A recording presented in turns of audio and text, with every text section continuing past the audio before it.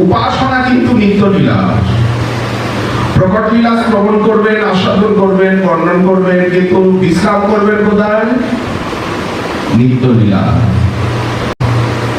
রাধা মাধব ঝুলছেন, গৌর গদাধর ঝুলছেন, আমাদের মনটাও ঝুলছে। এই লীলা বৃন্দাবনে শ্রাবণী শুক্লা তৃতীয়া থেকে আরম্ভ হয় আর পূর্ণিমাতে শেষ হয়, 13 দিন ব্যাপী, 13 দিবস ব্যাপী।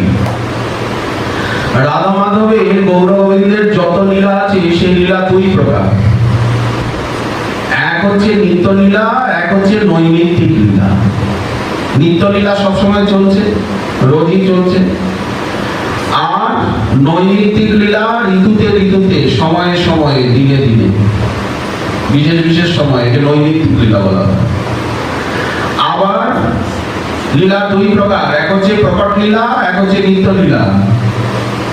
ভাগবতী যে লীলা বর্ণনা রয়েছে চৈতন্য ভাগবতে, চৈতন্য চরিতামৃত, ওটা কোন লীলা? প্রকট লীলা।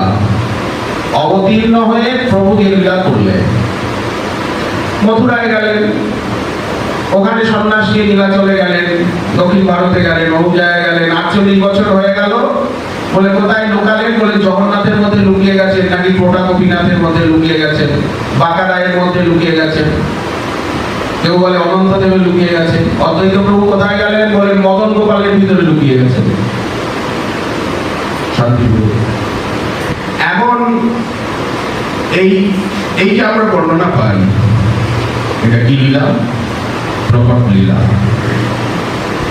উপাসনা কিন্তু নিত্য লীলা। প্রকট লীলা শ্রবণ করবেন, আস্বাদন করবেন, বর্ণন করবেন, কিন্তু বিশ্রাম করবেন কোথায়? নিত্য লীলা। নিত্য লীলা সুখময়, সদাই স্ফুরুক মোর মনে। এই নিত্য লীলাকে কোথায় পাবেন? বলে কিছু গ্রন্থ আছে প্রকট লীলার উপরে, কিছু গ্রন্থ আছে নিত্য লীলার উপরে। সেই নিত্য লীলার প্রকট লীলা, ভাগবতের যে লীলা এটা প্রকট লীলা, আর গোবিন্দ লীলামৃতের যে লীলা, কৃষ্ণ ভাবনামৃতের যে লীলা, ভাবনাসার সংগ্রহের যে লীলা,